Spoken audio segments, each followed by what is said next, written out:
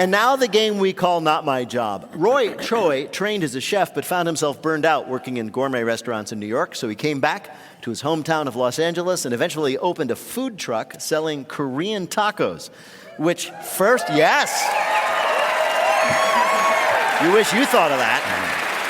And those food trucks first revolutionized the food truck scene, and then the LA food scene, and then the food scene everywhere. He now runs a bunch of trucks and brick and mortar restaurants here in Southern California. He co-hosted the Chef Show on Netflix and has written a best-selling memoir and a cookbook.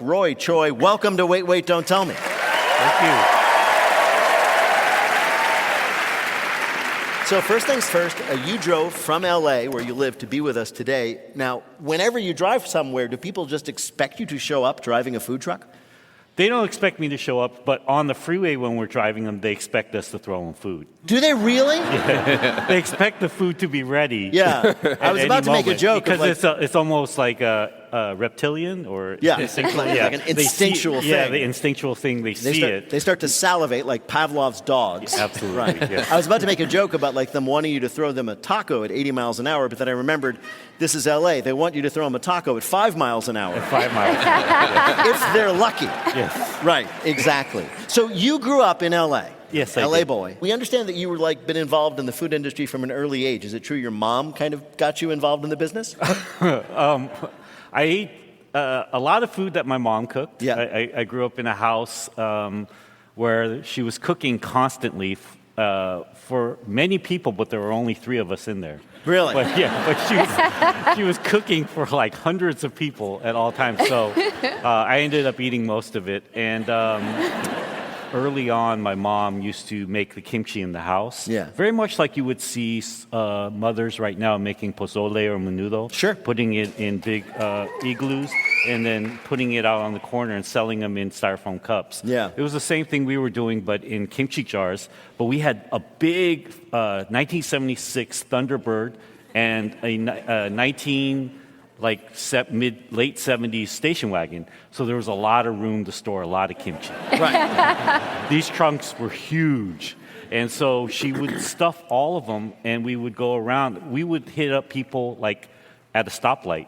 Really? It was like a drive-by, but with kimchi. Like we would just roll up on the stop, and I was in shotgun, and I would roll down my window, and then we would just talk to the person at the stoplight and say, "You want to buy some kimchi?"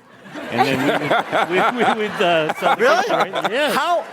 Yes. How? She was ready to roll at any time. How old were you when you were doing this? Started when I was like 5. Okay. Because you could sit in front seats back then. Oh, sure. Yeah, I know. That's why most of us were killed. But Yes. We're the only ones that remain. the only ones left. Yes, exactly. So a big moment in your career is you got fired from this big restaurant, and then you, as history now celebrates, opened a food truck. What was the inspiration for it? You know what I really want in my moment of getting fired. But I think that because I've had time now to reflect and look back, and I truly believe it was something spiritual. Really? That happened. I do. It wasn't like you were walking down the street with some bulgogi. Some guy was walking down the street with a taco. You hit each other. No. Fell to the ground. You got my bulgogi. No, not like that. That would have been like a Mentos commercial. Yeah, I know. It's right.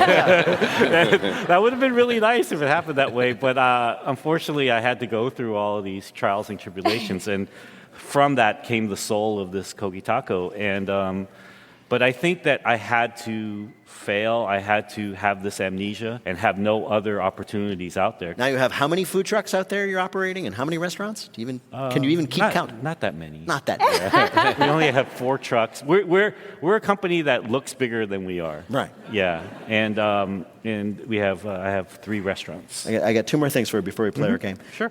First of all, we live in an age where all of a sudden everybody's interested in the lives of chefs. Right, TV shows. You actually were a consultant on a movie called Chef that your friend John. It's really weird. Yeah, I know. Yeah. Thank you. In which basically, for people who haven't seen it, the character played by the director and writer Jon Favreau basically recapitulates your life, sort of, kind of. Uh-huh. What do you think of? Are there any of these shows that you like? I mean, do you watch The Bear, for example, and say, "Oh my God, that's exactly what it is"? Or you're like, no.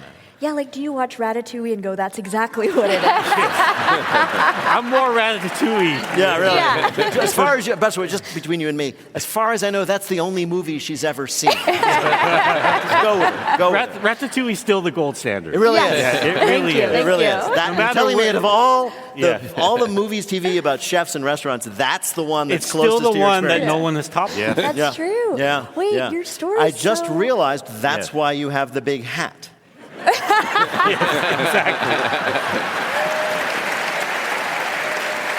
I got one These more guys thing. are too good. This is a point of personal privilege. I found out just recently that you are responsible for my very favorite recipe ever, which happens to be in the New York Times cooking app, and that is instant ramen with American cheese. Yes. So now that I have you, I'm going to ask you, what exactly is American cheese? Do you know? It says it's from the land of processed. That's true. From the region of processed. Yeah, it's a terroir in Yeah. America. Actually, it sounds like a stoner food, and it really does feel like something you would make in the depths, but it's actually what parents feed their kids if you're Korean. Right. Any Korean people in Yeah, here? it's true. Parents, you grew up eating that? Your parents gave you I that? feel like Karen? my parents were Yeah. like, this is unhealthy, but that would be like a treat, would be ramen Yeah, with it's cheese our on treat. it. Because Yeah. our whole life is healthy.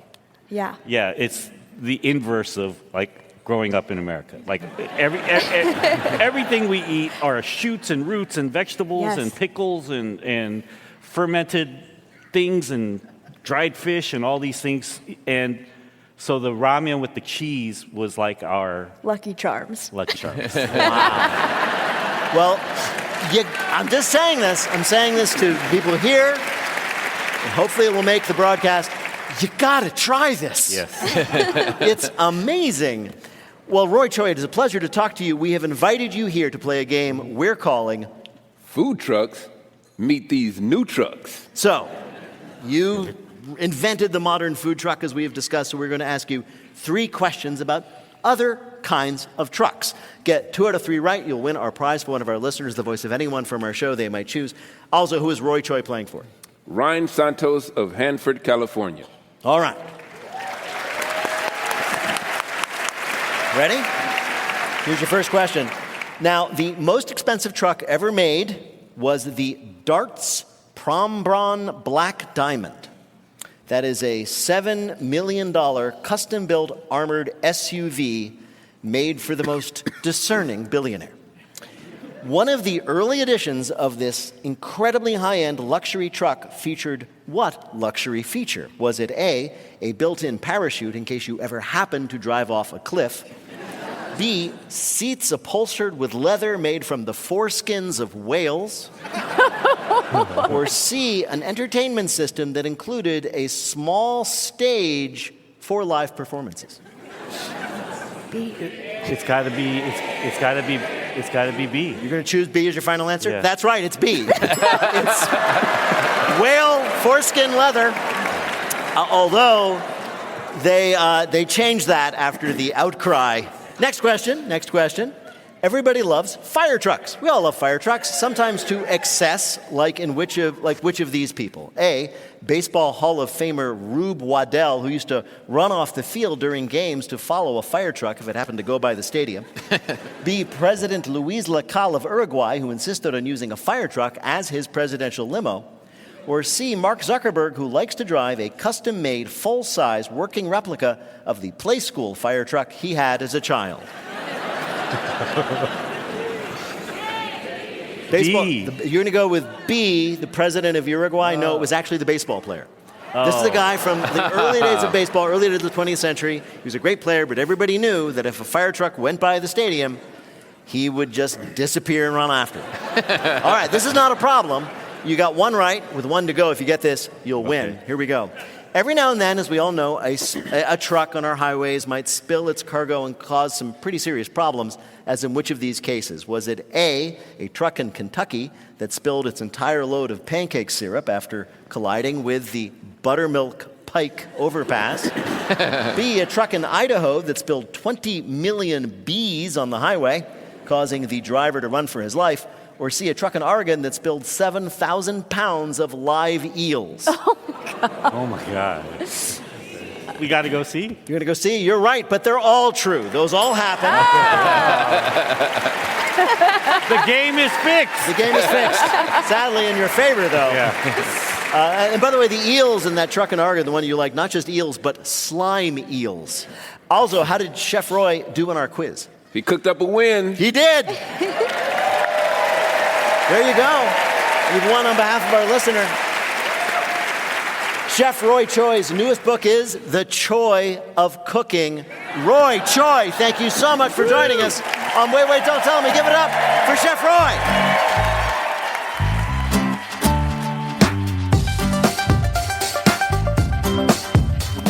In just a minute, we go into the brine.